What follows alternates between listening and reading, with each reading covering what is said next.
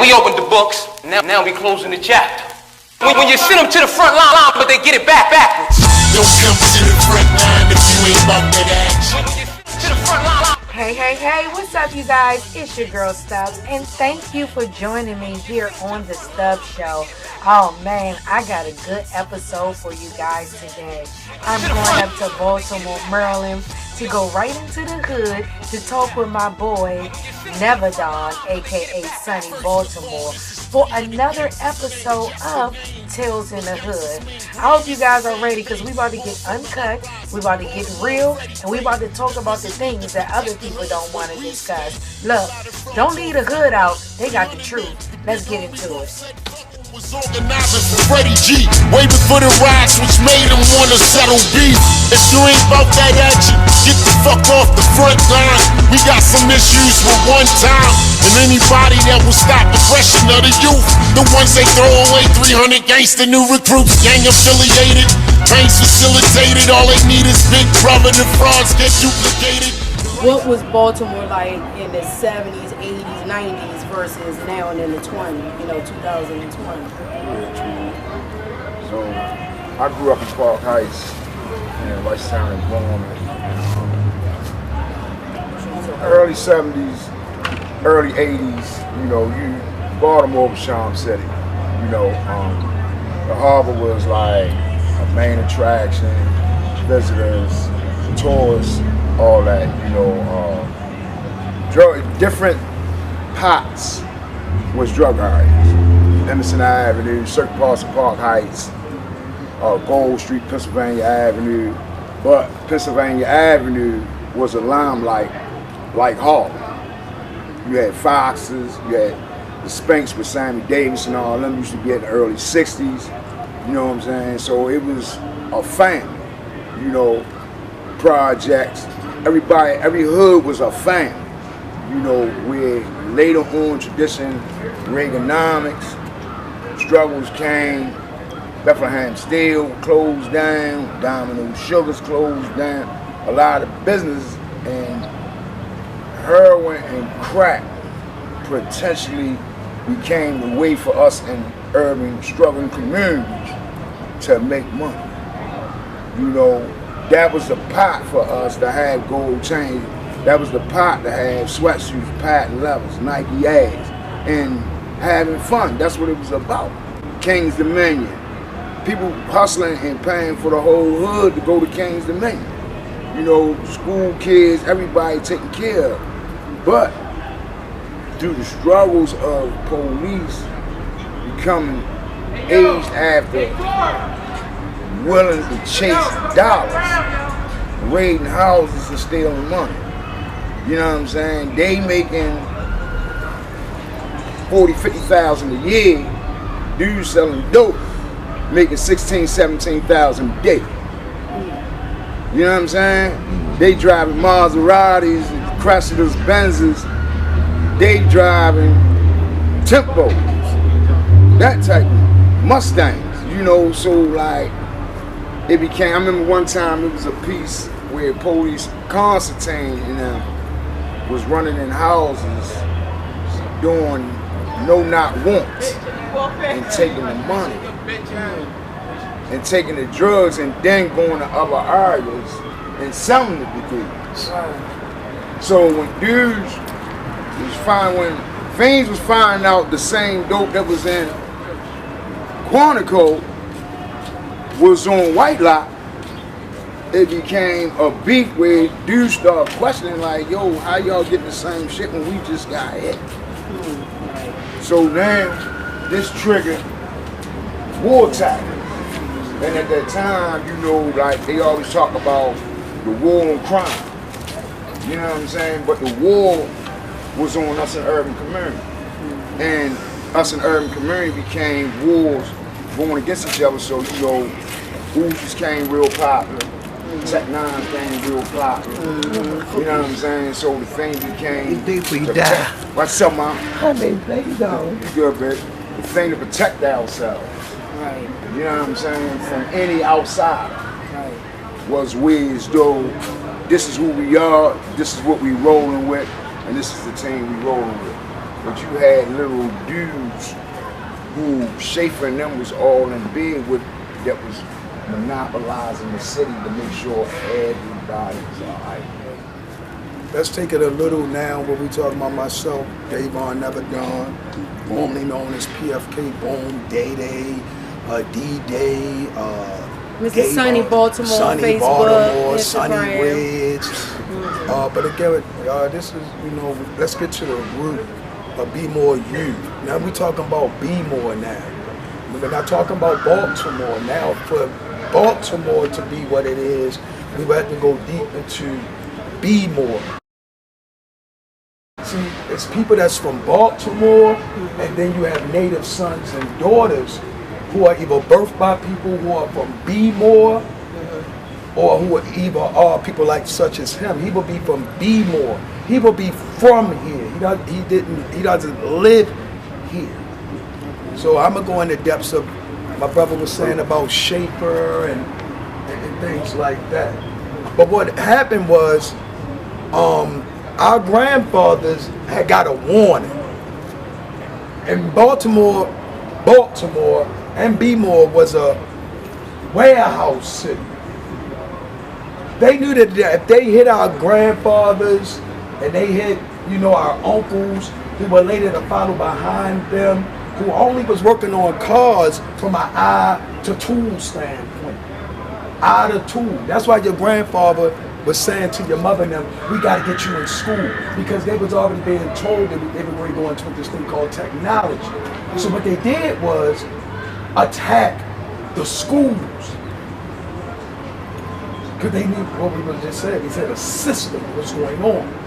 But the fathers was talking to the sons like, son, you got to go to college. You got to go to college. Why? Because Bethlehem still is ready to get closed down now, okay? And it may feel that I'm going off subject, but now we're talking about, when he was talking about the drugs, because on the camera or many viewers will go straight and say, well, he said the gold chains and all that, right? What had happened was, now we're talking about the engineering of these things called drugs. That's what we're talking about. In 300 Gangsters, we purposely have veterans in our nation. Why? Veterans who are seeking redemption, who were on those Navy boats, shipping the cocaine in the bodies of dead veterans, making sure, following Reaganomics, when a couple $1 trillion was leaving out of America with Pablo Escobar. Reagan was mad that $3 and $4 trillion was leaving out. He didn't care about, if it was a corporation, if he was working here, it may seem that I'm off, but let's get B-more. When Reagan realized that he was about to get a flush of drugs after he did what he did to Pablo Escobar, that's when the boat rush came, due to no choice of the black community, where I don't care what one would say. Look at the corner, Miss Fran was working for Bell Atlantic. Look at the corner, her husband was a real estate man. That's why he knew everybody, because he was giving, he was a loan shark in the community in a good way, giving you money, giving you services, and the things I'm saying. So growing up in Baltimore, you'll hear this thing, or you'll hear these things amongst our family called back in the day, and they will make it seem like it's okay and it was good. No, it wasn't. It was a living hell. It was a living hell, because what we are going through now, and what I am willing, and my brother is willing, are being willing participants in the drug trade, being willing participants in banging that gun. We are under the crack era karma. Explain that. When your mother birth a child and she accepts you coming in the house with dope money, mama, you know what he's doing. You see what I'm saying? See, you see what, you're turning your head and taking a couple $100 from him, because Tony Montana mother ain't take a motherfucking dollar. Tony Montana's grandmother ain't taking no money. And a few other grandmothers didn't either. And a few aunts got away from that stuff in our families. Let's admit, like I did and he did and our uncles did, because ain't nobody selling no more drugs in my family. Ain't nobody in my family going, I don't have no too many people in prison besides the brother who killed my sister, Black Baltimore. Women been going through domestic violence since the beginning of time. So just because we ain't got no bodies, we ain't gonna be talking about how many times grandma got slapped around, how many uncles ain't ours, how many families of 1 in 3 women who have been touched in the black community, and she ain't gonna get touched by no white man first. So growing up in Baltimore, and again, some of the choices that young men make, young women make, joining gangs, going to the streets. Sometimes, you know what I heard? I heard that with tears down my eyes one day, that social service was taking a young kid out of our house, and you know what the other dude grabbed me and said, boom, you don't know what was going so fucked up in that house. That baby about to go somewhere better than the fuck they at. What more better place than being home with your mother? And these are what 65% of when you ask someone, how did he turn from a children to a children? We don't have children. Stop calling them that. A child is nurtured. A child is this. A child can read. A child gets all the things and the nurturings of a village that they get. Now let's talk about it. Love or magic? Shit, it's getting so tragic. Is it really love or magic? Shit, it's getting so tragic. Is it really love or magic? Is it magic? Shit, it's getting so tragic. Is it really love? More than just a 4-letter word. What I want bad, is it more than an urge? They say it's longevity, that's more than the surge. Sometimes I wanna kick it, but that's more to the curve. When we get alone, though, it's something like a sound, though I tend to give her more than deserve. This shit more for the birds. So much dirt, I can form up an earth hot tank. That's why my heart froze. I try to warm it up, but Lord knows every time I try to give it to it, it gets on more. Don't get mad, just learn from it, that's more growth. She got me twisted in here, that's cornrows. I can feel it in the air every time she asks me how she supposed to know I really care. If I don't show, I told her listen to my heartbeat, that's Morse code. This is really love or magic? Shit, it's getting so tragic. Is it really love or magic? Shit, it's getting so tragic. Is it really? We had a certain squad that all of us had certain rules that we abided by.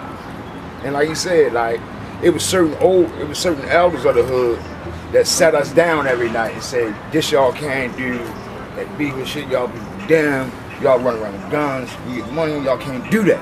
Right. Because that don't mix. Right. But throughout the process with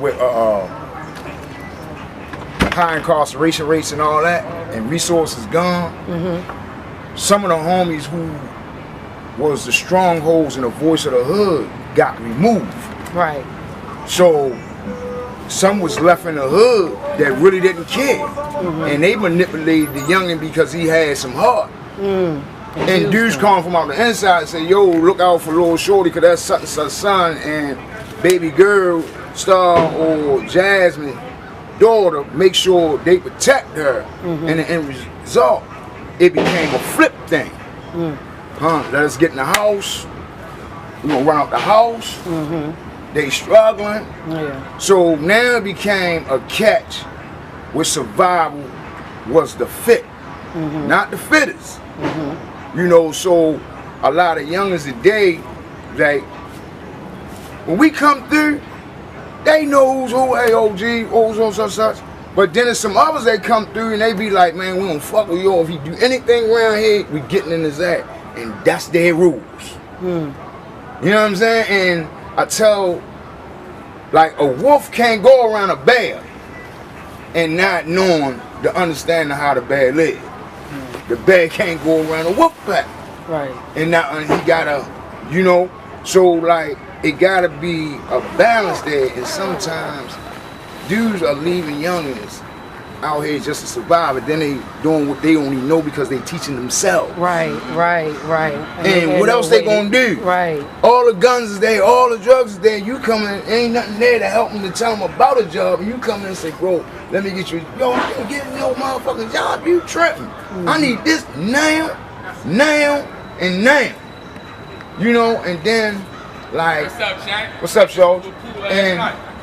one of the youngins that like I wound up in prison with my nephews, you know, and when I seen what happened, I was like, how the hell we get here? But then all of them started coming in that was raised up under me. But right now today, I'm out the game. They out the game. They selling clothes. They got t-shirt lines. And I'm telling them it's a bigger story. So like the dudes, like me and Boom was talking about yesterday, dudes gotta have dudes from in the inside who they're connected with. Ain't nobody they left. They forgot about it. Dudes on the inside talking about their hood love them, and ain't nobody talking about them in the hood. They non-existent.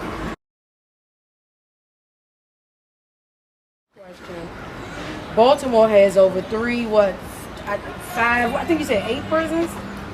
No, it's 19 prisons in the state of 19 Maryland. prisons in the state of Maryland. We have 8 little facilities of judicial confinement in one vicinity within the Greenmount, Forest Street little vicinity. There's 8 from everything from federal confinement all the way down to juvenile. From confinement. this size of this project right here, It's right? all prisons. Where It's I can all take you prisons right in East now. Baltimore. Yeah, so Yeah. we're gonna ride past there. I want to ask you this question.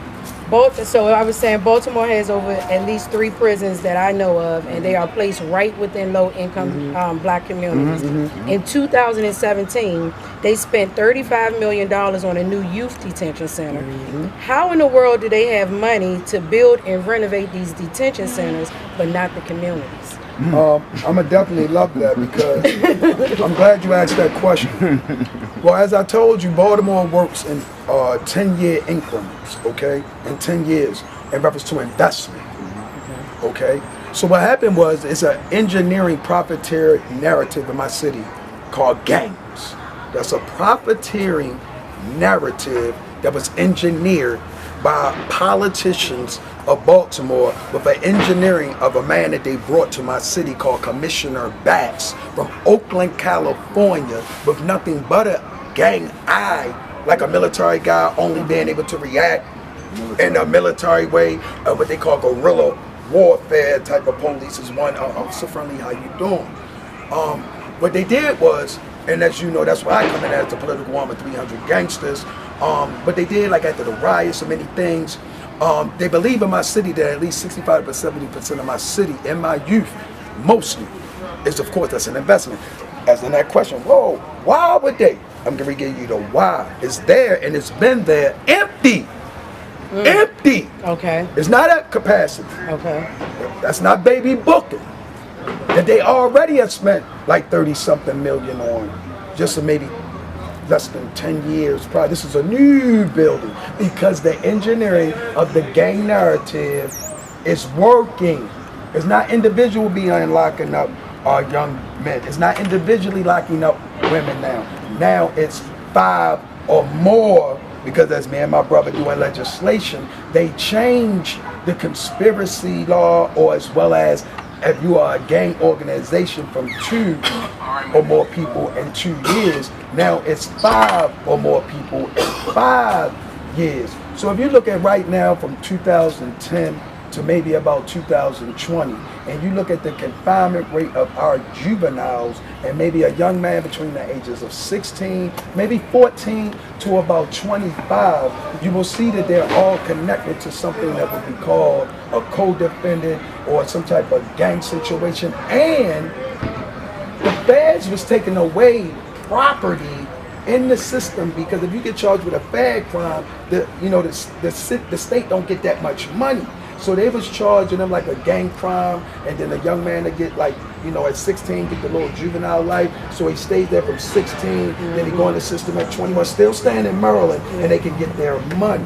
So again, and for me to keep this engineering, I would have to continue on to allow poverty, which was a crime in 1830. You cannot have this looking like this in 1830. It was literally that if this was engineered right here, this would be considered inhumane, where we literally living throughout the United States at the same times of law. Now, why is it from 1830 to now that this is accepted? Because again, as along with the engineering, profiteering, from going from cotton, from going to this, from going to that. So again, your question is that your greatest asset to the engineering of the profiteering of the 3/5 of a man, of young man and woman, would be the very thing that we would call crime, would be again America's pie. So, you know, the 13th Amendment, they say, ended slavery.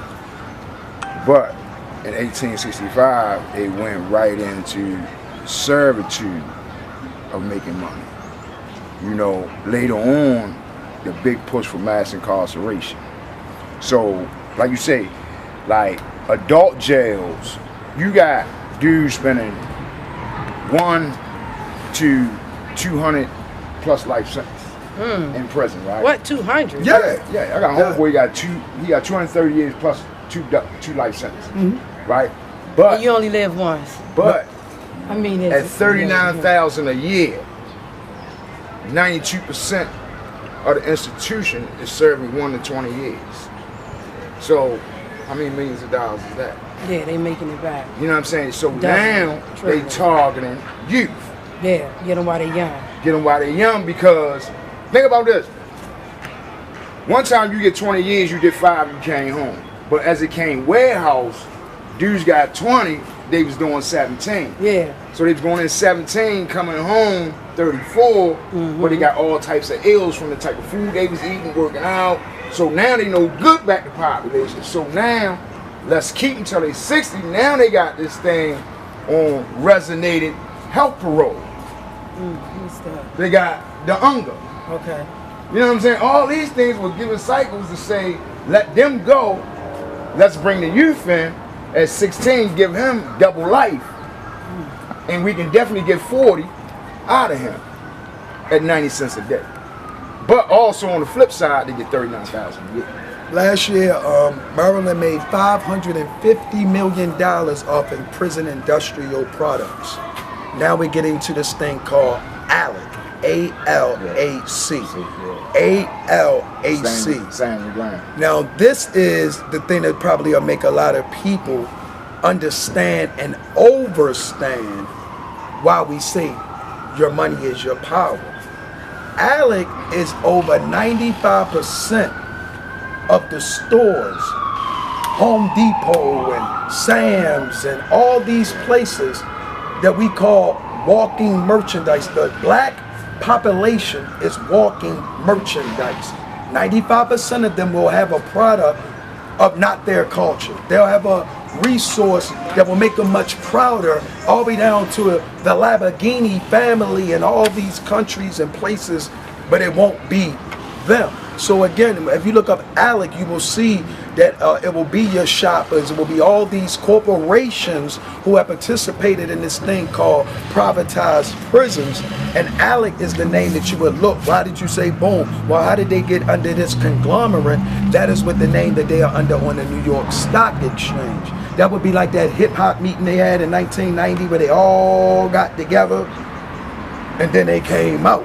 So again, the very places and the candy bar we eat from, and Walmart and Sam and all these great names, George Soros and all these names, Spielberg who runs the NAACP who financed them, and George Soros who runs Black Lives Matter. So these are those entities behind, like I call it, the Wizard of Oz. Well, who is that man behind the curtain? But right now we are participants of the man behind the curtain. You know what I'm saying? People don't seem to get it, man.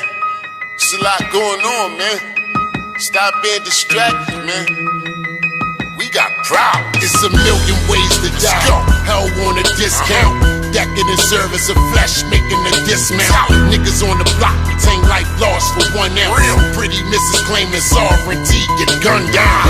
Meanwhile, in the shy, young op still dying. A billionaire presidential candidate that still lies. Baltimore killers, the neighborhoods become desensitized. Pause and time lapse like Flint waters, they still rise.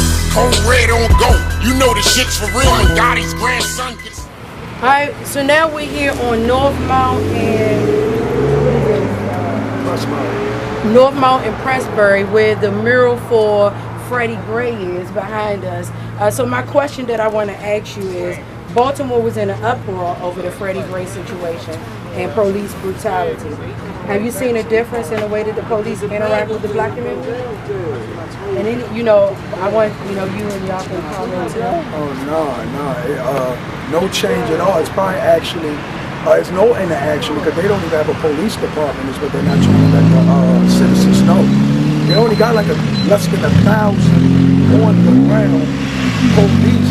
So since Freddie Gray are actually desensitizing, we didn't have to be funding nothing. We didn't have to remove anything. It's just that the police department is not saying they lost over 200 men to injury, and then they had a big retirement, like Melvin Russell, that whole batch was already set up for retirement. So they lost like 500, and then what they did was the other police went to universities. Universities went and got their own police departments. So a lot of Baltimore City police ran over there, and that same police who was under the Freddie Gray administration, the same ones who commit tyranny, again, a good police is one who can lock up a bad one. So the ones that turned their head, they all are still here. They're just at Micah, they're just at John Hopkins, and some of them are retired they used Freddie Gray's blood to actually retire early because they didn't want to get caught in what they was going to find out about the gun trace task force and why they under consent decree right now. So with your question, it's no way in hell it could even be a relationship because they broken, just as the citizens. So the best thing that I can say is that we all we got, we all we need, and through us losing over 5,000 young men and women, can we say we got policing? No. I lost 5,000 men and women to gun violence or whatever, and other things. Gun Trace Task Force even came out of the uprising. We were fighting for what happened from 2015 on back. But outside of that, they had to be defiant and continue the tyranny and what they got caught for, not what we don't know. So, that question is, the greatest police that I just said that we wish that we continue on believing that we have is your grandfather, that man you respect, and anybody that I don't respect the police and don't think I need them, right? Well, say, Dad, what is Boom using? Who is he talking to that makes him so comfortable to say what he's saying? And then you might see that I walk the streets about 30 dudes at night doing community policing. I got a mountain Caucasian Shepherd, which is one of the biggest dogs in the United States, sitting at 300 pounds. He told me about that dog. I'm glad I didn't have to meet him. I got these things. Why we need community policing when I'm sitting around with a mountain Caucasian Shepherd? The viewers, if they know what that is, that thing can fight anything. What is what's our problem that if it's a dude robbing something from somebody in my neighborhood and I say, go get him? And again, I would rather us sick dogs on our own for the better pursuit of happiness than again a pig, a police, or again the United States government. So we use pit bulls all day, using them wrong and inhumane ways that make them kill each other. Then what if we use it for a pedophile? As far as the police in Baltimore City, I feel like they trash. I feel like they need to get thrown away for real and be replaced by citizens that really care about us. And the reason being is because, as we can see, I'm pretty sure if anybody watch TV, which I really don't, but even though I tune in, you know that the police have been investigated and been caught, you feel what I'm saying, doing shit like giving guns to the community, also putting drugs in the community, also, you feel what I'm saying, trying to set each other up, like get us to set each other up, you feel what I'm saying, they do slick shit. I was talking to a queen not too long ago. You know what I'm saying? She was telling me at one point in time she was dealing with a police officer and she smoked weed at the time. And basically the police was stalking her and having a sexual relationship with her and all that shit, you know what I'm saying? And then motherfucking try basically get her indicted for, I guess, the weed and shit. For cop because she wanted to leave him. You know what I'm saying? Exactly. There you go. Using their power. I ain't even had to get to the end of the story. You got it. Yeah. You feel what I'm saying? And then that's all. I'm gonna leave it at that. So the police is fucking grimy here. They don't give a fuck about us. It's about money, what they can get. They bored as shit. They don't have nothing to do. They pull people over and don't even ask for fucking license and registration. So that's what I'm gonna leave it at. You feel what I'm saying? Fuck the police. They not real. They treat us like it's Baghdad and shit, when really y'all need to be fucking investigating the real motherfuckers that is snatching out babies and shit. You feel what I'm saying? And the orphans and shit. You know what I'm saying? Black man, he got the boom coffee on. I'm ready. Come on up. Come on The up. revolution is earned by the youth. We can't leave without having you make a comment. You know what I'm saying? I like that. I like that. What do you want to leave our youth with as a young black man speaking from a 300 young youth gangster? What do you want to say to our young black brothers? I would say, to be honest, I don't even know about titles. I do me, right? So, with that being said, building with people and building myself is what I think everybody should be doing, right? And I'm gonna do that by example, right? And as a young man building with other men that want to build,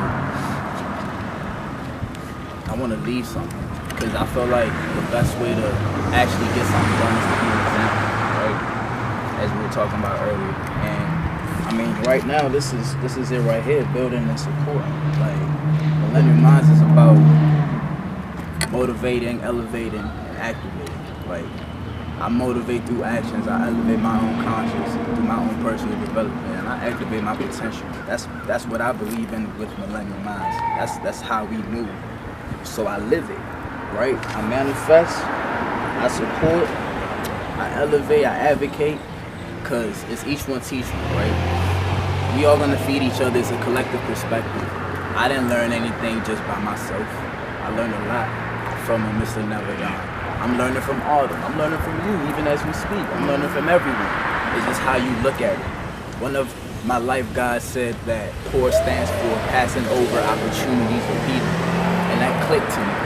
I don't know about anybody else, but I like to soak. I know what I am. Like, I take it in and I move. So that right there was something that I held on to, because every day we have a lot of opportunities. Passing over opportunities repeatedly. That's what POUR stands for. Remember that. That's how I move as a young adult. Like, we already losing. We don't have nothing on our own. Even if, God forbid, somebody takes a family member who really is getting life insurance, who can even handle that, or even try to build a case towards whatever crimes or unlawful movements happens. You know what I'm saying? We don't even have anything for ourselves. So it's about understanding that black dollars matter. I don't really rock with a lot of the Black Lives Matter. I move off black dollars because I know what that means. You have to be able to fund yourself. Yeah. Ain't no funding. You know what I'm saying? Like he said, bowling balls. You know what I'm saying? Hella bowling balls on people. You know what I'm saying? Like, there's the money and the lack of money and the access to money, or I would even say the coming in of people. Like, that's also one thing that just makes me so mad. Like, it really is a crab in a bucket. Crab in a barrel. You know what I'm saying? Like, people don't really come together and realize there's so many jewels in one area. And jewels.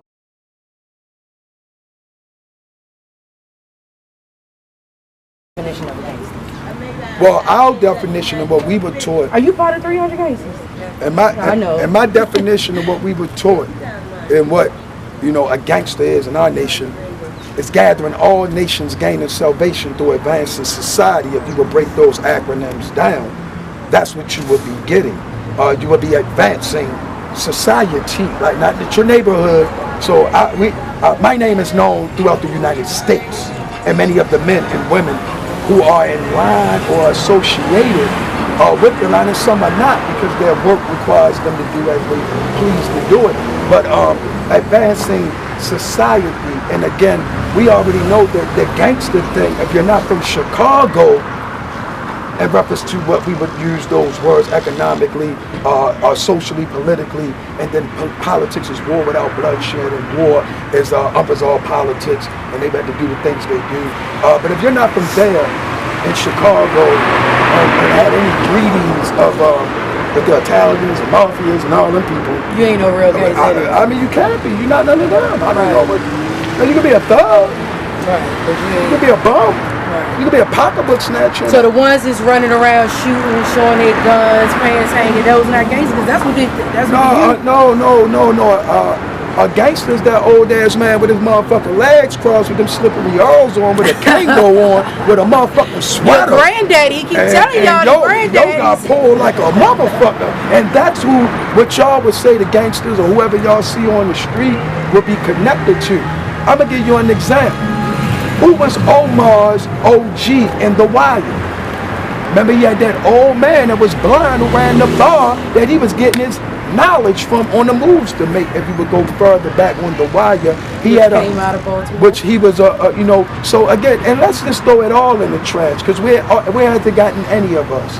How about that? There is no good ones, there are no bad ones right now. We are not gathering all nations gaining salvation to advance in society, and I am here to tell you that I am even felt falling short, or I had fallen short, me not being able to empower my people. Then how can I advance society? So right now, today, I will really say to you, at this moment, that's why I threw away the PFK boom situation, because again, man, one seeing that one man can accomplish what one man can accomplish not. Well, now, like I'm saying, is with the Neverdon way that we going this, they gotta really come to the ground in a way. If you want to get into legislation, come on, you came on the ground, Gilmore Homes, they know how to get to me. Not the viewers who are not outside of Baltimore, but just don't, come on down to the ground, get into the Sunny Baltimore page on Facebook. But outside of that, SONNY. man, I go hard, 443-297-4764. Now it's on you, 443-297-4764, and says, this Mr. Neverdon, hi, my name is blah, blah, blah, and I would like to know, ask about, you want to know about 300 gangsters? Google 300 gangsters. YouTube 300 gangsters. YouTube Big Whoop, the founder of 300 gangsters. I'm the co-founder of 300 gangsters. Google Davon Neverdon. Google Robert Wolf. See what you getting into, because we are not Black Lives Matter. Come on, man, stop crying. I ain't trying to hear that shit, man. Don't nobody owe you nothing. Hey, yo, don't nobody owe you nothing, nigga. When you ain't with your best effort forward, you nothing, nigga. Your pockets all gone, you're allergic to hustle figures. Bottom line, don't nobody owe you nothing, nigga. So go figure, don't nobody owe you nothing, nigga. Now, when you ain't with your best effort forward, you nothing, nigga. Your pockets all gone, you're allergic to hustle figures. Bottom line, don't nobody owe you nothing, nigga. So go. Hey, yo, don't nobody owe you nothing, nigga. Cause if you ain't investing in yourself, you nothing, nigga. Life is just an opportunity to go get it. Flip side, expectation got your mind in the prison. 1,000 times you got away, you never appreciate it. One time you got caught, your feelings inebriated. Thinking you're a victim, but the truth is contrary. You never thought of getting caught, a soldier whose heart wire is gone sky. It's karma to dare, the balance of the nature. You wouldn't concern with jail when you was getting paper. The system don't owe you broke, but you owe the system. I know that you